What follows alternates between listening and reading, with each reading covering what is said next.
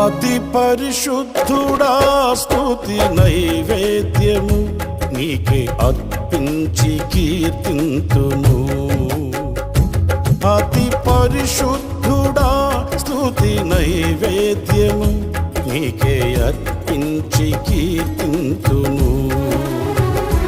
నీవు నా పక్షమై నన్ను దీవించగా, నీవు నా తోడువై నన్ను నడిపించగా, జీవింతును నీ కోసమే.